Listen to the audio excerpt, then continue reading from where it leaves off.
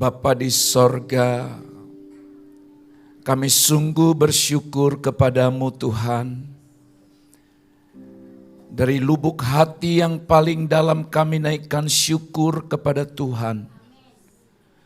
Oleh karena anugerah-Mu memungkinkan kami ada sebagaimana kami ada sampai saat ini. Kami sudah memuji Engkau ya Tuhan, telah mempersembahkan buah bibir yang mempermuliakan nama-Mu. Saatnya Tuhan berbicara kepada kami melalui kebenaran firman yang akan disampaikan oleh hamba-Mu. Urapi hamba-Mu yang akan menyampaikan pesan Tuhan. Seluruh umat-Mu yang mendengar diberi pengertian dan pemahaman bahkan kecintaan akan firman-Mu. Terima kasih Bapa, berfirmanlah Engkau atas kami telah siap mendengarkan Tuhan. Dalam nama Yesus kami berdoa, haleluya, amin, amin. Silakan duduk Bapak Ibu yang dikasihi oleh Tuhan. Firman Tuhan hari ini berjudul hidup sebagaimana umat Allah harus hidup. Hidup sebagaimana umat Allah harus hidup.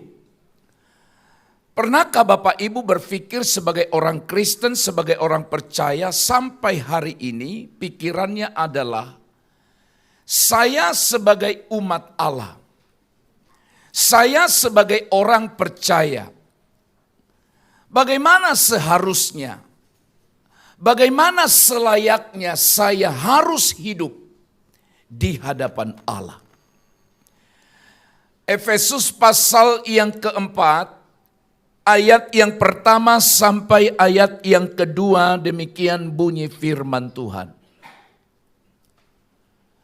Sebab itu aku menasehatkan kamu, aku orang yang dipenjarakan karena Tuhan, supaya hidupmu sebagai orang yang telah dipanggil berpadanan dengan panggilan itu. Supaya hidupmu sebagai orang yang telah dipanggil berpadanan dengan panggilan itu. Hendaklah kamu selalu rendah hati, lemah lembut, dan sabar. Tunjukkanlah kasih-Mu dalam hal saling membantu. Amin. Efesus pasal 4 ayat yang pertama, dalam Alkitab terjemahan versi mudah dibaca atau VMD, bagian terakhir dari ayat itu berbunyi, supaya kamu hidup sebagaimana umat Allah harus hidup. Supaya hidupmu sebagai orang yang telah dipanggil berpadanan dengan panggilan itu. Supaya kamu hidup sebagaimana umat Allah harus hidup. Bapak Ibu yang dikasihi oleh Tuhan, hal ini bermakna bahwa identitas kita sebagai umat Allah ditandai dengan kehidupan dan ciri karakter tertentu. Sekali lagi Bapak Ibu Saudara-saudara, sederhananya adalah berpikirlah seperti ini. Saya sebagai orang percaya, saya sebagai orang yang telah dipanggil Allah, bagaimana seharusnya saya harus hidup sebagai orang yang telah dipanggil Allah? Sekali lagi, bagaimana seharusnya saya hidup di dunia ini? Sebagaimana saya sebagai orang yang sudah atau telah dipanggil oleh Allah. Itulah pesan yang hendak disampaikan dari nats ini. Itu sebabnya juga Paulus sangat sungguh-sungguh berkata, aku menasehatkan kamu jemaat di Efesus. Dan berkata, aku orang yang dipenjarakan karena Tuhan. Nasihatnya adalah supaya hidupmu sebagai orang yang telah dipanggil berpadanan dengan panggilan itu. Saudaraku sekalian, harus sungguh-sungguh saudara dan saya yakin bahwa saudara dan saya adalah orang yang sudah dipanggil. Amin. Orang yang sudah dipanggil. Tetapi tidak cukup hanya sampai batas panggilan. Karena Alkitab berkata banyak yang dipanggil, tetapi sedikit yang terpilih. Dari sekian banyak orang yang sudah dipanggil, maka dari sana akan ada semacam seleksi. Siapa di antara mereka yang akan dipilih? Itu sebabnya saudara-saudara tidak heran. Dulu ada orang sebagai orang pengikut Kristus. Tapi akhirnya dia meninggalkan Kristus. Bahkan sampai mati dia tidak kembali kepada Kristus. Itu berarti di awal dia dipanggil tapi terakhir dia tidak terpilih. Contoh-contoh seperti ini sering kita dengar dalam kehidupan di dunia ini.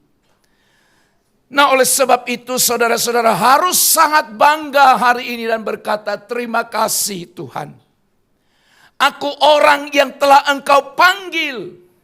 Tapi kiranya Engkau berikan aku kemampuan menjalani hidupku sampai aku mati. Sehingga ketika aku mati dalam keadaan setia kepada Allah, berarti kita adalah orang yang dipanggil dan dipilih.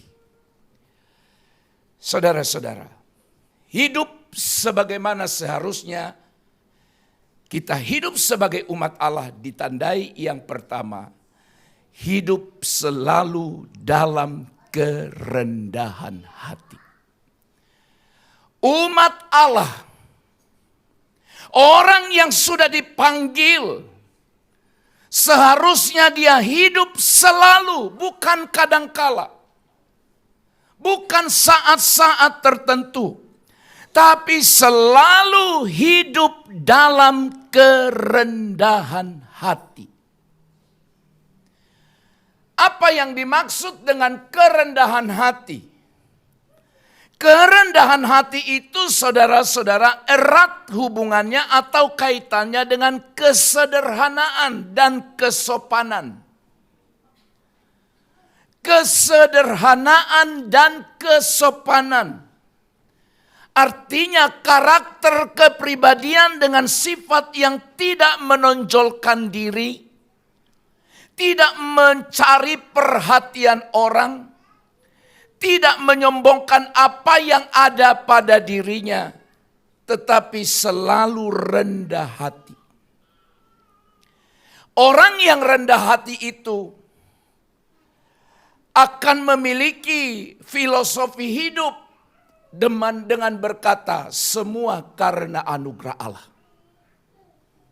Dia akan sampai ke sana.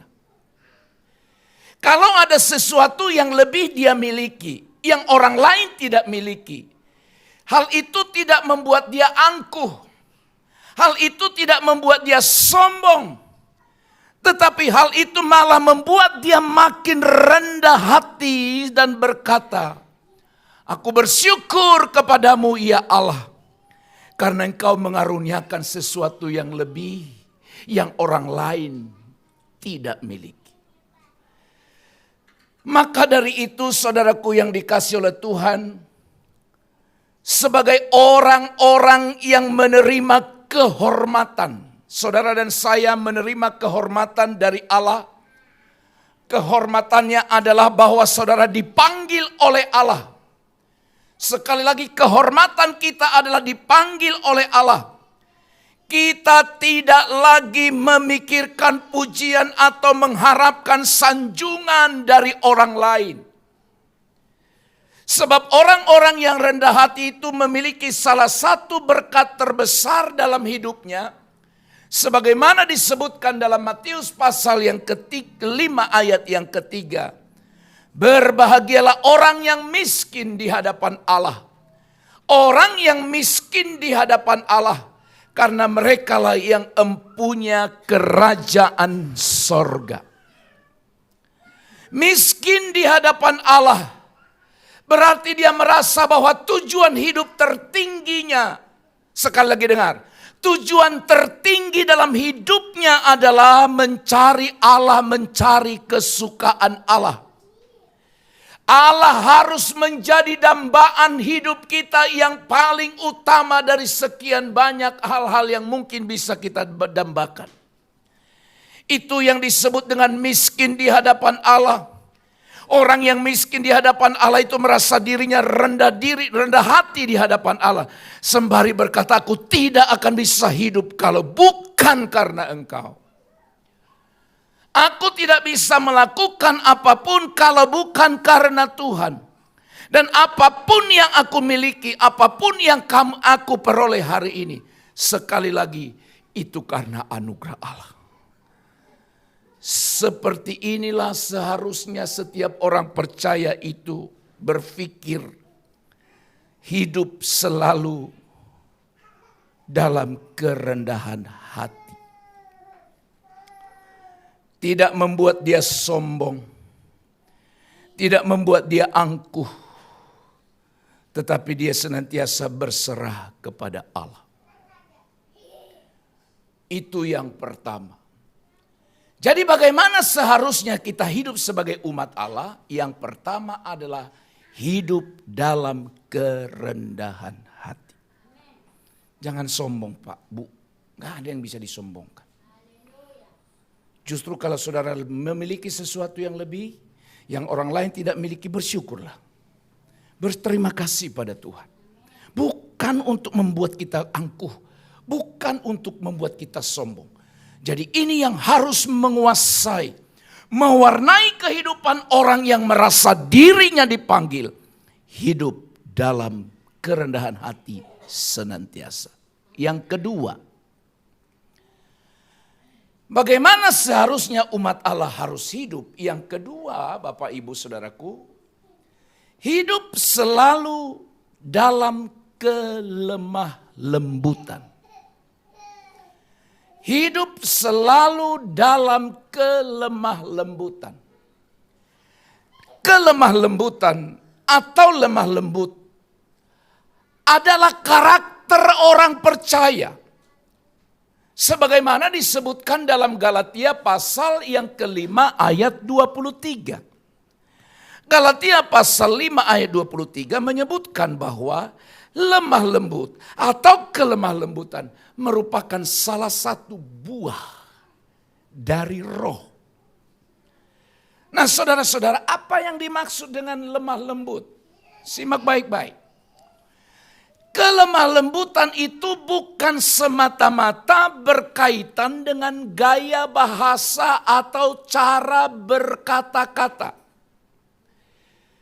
Kelemah lembutan itu bukan artinya juga berbicara bagaimana kita bertingkah laku. Saudaraku sekalian yang dikasihi oleh Tuhan, ketika seseorang disebut rendah hati bukan karena dia bicara lembut. Walaupun itu penting. Bukan karena cara dia berjalan yang lemah gemulai. Walaupun itu mungkin saja terjadi.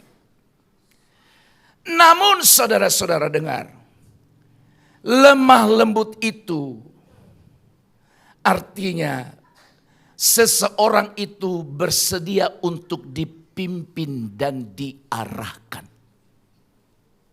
Itu lemah lembut. Bersedia dipimpin dan bersedia untuk diarahkan. Ada banyak orang tidak siap dipimpin. Ada banyak orang yang tidak siap diarahkan. Saudaraku sekalian, di gereja ini, di tempat ini saudara dibimbing. Saudara diarahkan. Diarahkan kemana? Ke jalan Tuhan. Diarahkan kemana? Untuk mengerti kehendak Allah. Tapi seberapa banyak orang yang siap? Tidak semua siap. Tidak semua rela. Lalu kepada jemaat yang ada di Efesus itu Paulus menasehatkan. Hidup selalu dalam kelemah lembutan. Dengan kata lain Paulus mau menyampaikan kepada jemaat itu, relakan dirimu untuk diarahkan. Relakan dirimu untuk dipimpin. Diarahkan, dipimpin kemana? Ke jalannya Tuhan. Saudara-saudara, karakter lemah lembut erat kaitannya dengan sifat rendah hati. Rendah hati seperti seekor lembu pembajak, di mana dia siap sedia diarahkan. Sekalipun dia harus memikul kuk. Kalau saudara perhatikan lembu yang dibuat untuk mencangkuli sawah, ada kuk di lehernya itu. Itu berat. Dan dia harus memikul itu. Ya, tidak ada lembu misalnya yang suka melakukan itu. Enggak yakin saya, enggak ada yang lembu yang suka dengan itu. Pasti sebenarnya dia tidak suka.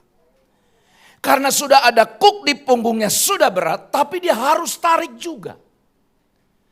Namun saudaraku sekalian, itu artinya dia bersedia diarahkan. Maka berbicara juga sifat rendah hati. Seperti seekor lembu pembajak ladang yang memikul kuk. Bapak ibu saudara, menjalani hidup dalam kelemah lembutan memang memerlukan proses, memerlukan pengorbanan besar.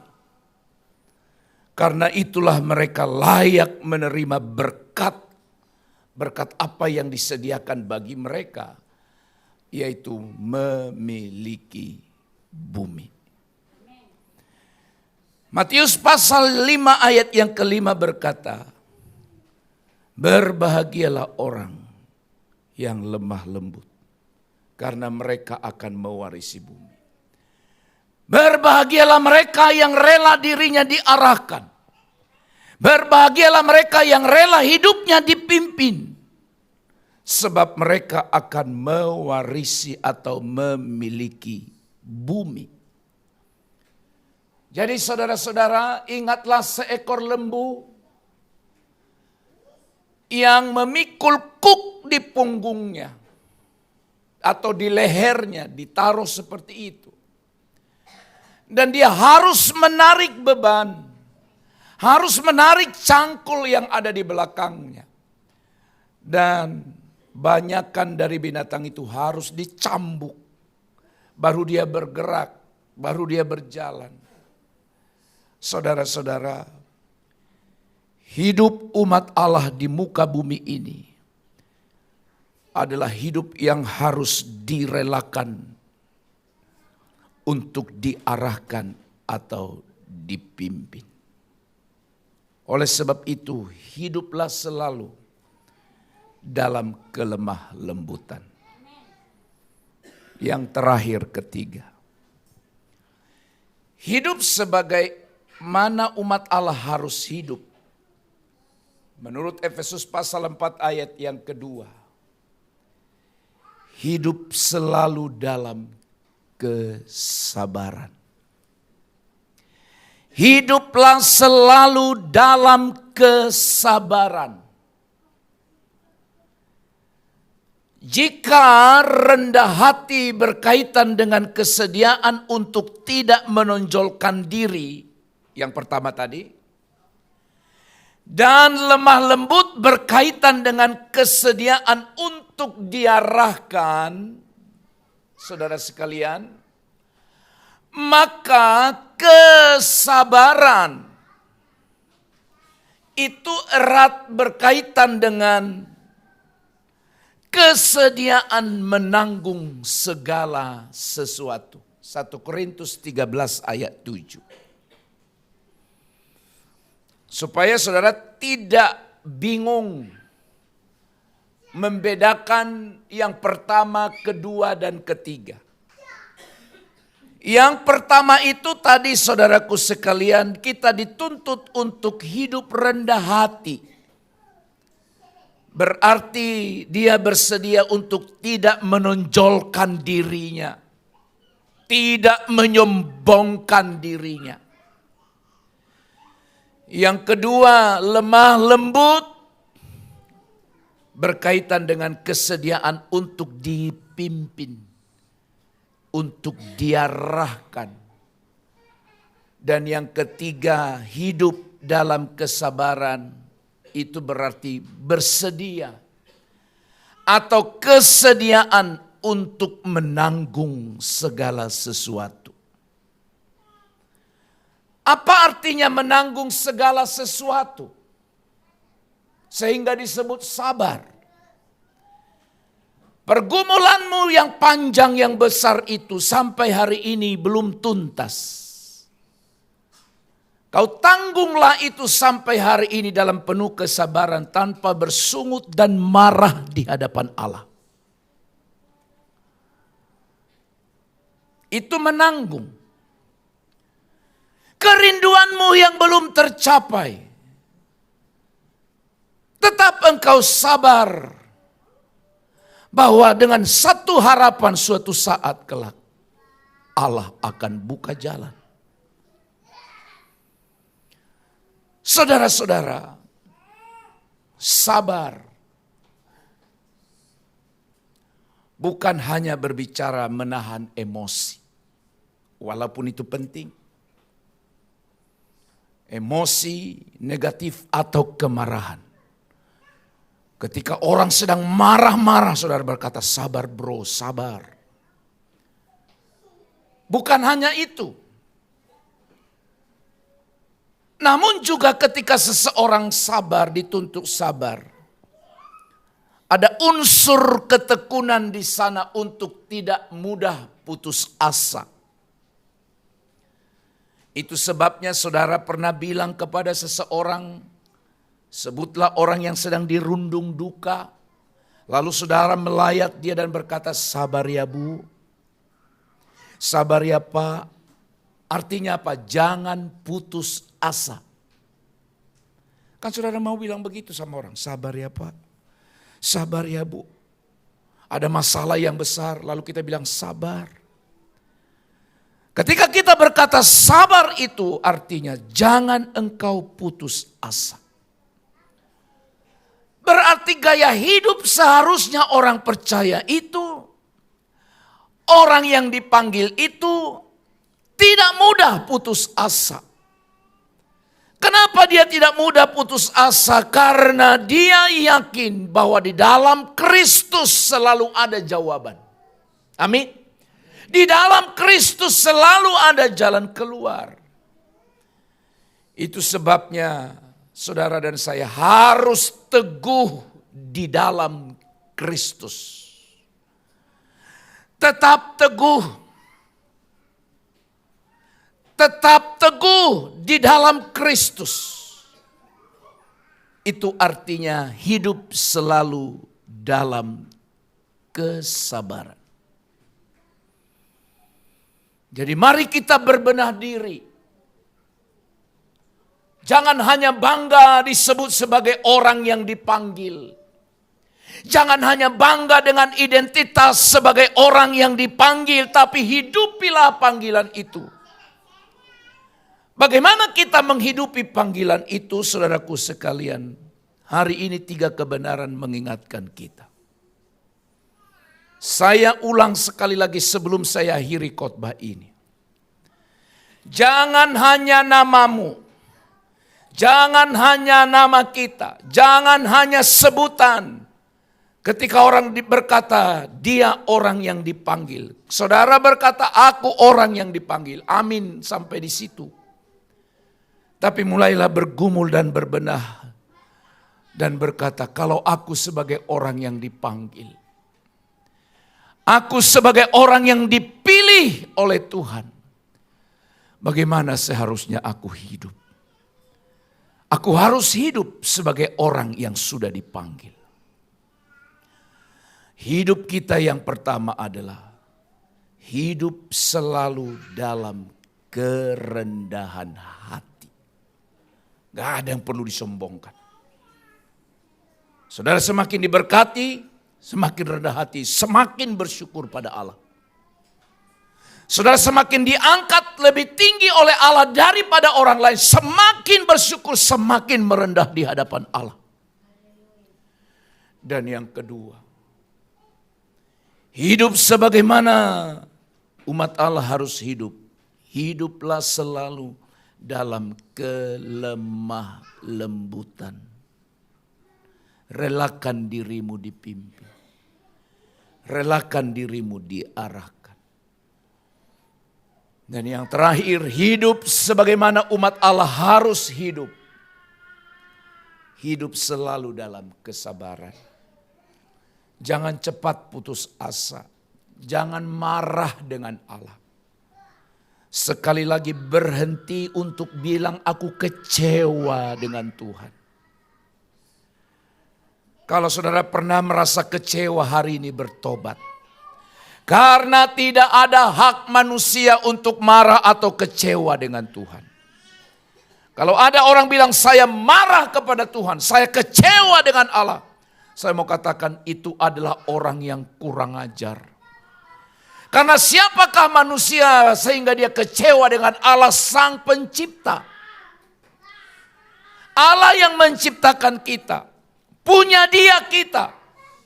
Segala sesuatu di dunia ini Dia yang membuat. Jadi kalau Dia buat sesuatu di luar keinginan kita, lakukan sesuatu tidak seperti yang kita mau, tapi seperti yang Dia mau, itu sah-sah saja. Sehingga kita berkata, semuanya terserah pada Tuhan. Suka-sukanya Tuhan. Karena Dia yang memiliki aku. Apa yang ada padaku bukan milikku, tapi itu pemberian Allah. Hanya kepercayaan Allah. Jadi umat Tuhan yang dikasihi Tuhan, kalau ada di antara kita hari ini marah dengan Tuhan, kecewa dengan Tuhan, berhenti, bertobat cepat sebelum engkau pulang. Supaya jangan kita pulang, tapi pulang dalam kekecewaan, pulang dalam kemarahan. Tapi biarlah kita harus kalau Tuhan panggil, kita sudah selesai berdamai dengan Allah. Saudara yang dikasihi oleh Tuhan, jangan hanya sebutan orang yang dipanggil. Tapi hidupilah panggilan itu. Sebagaimana firman berkata, supaya hidupmu sebagai orang yang telah dipanggil, berpadanan dengan panggilan itu. Amin.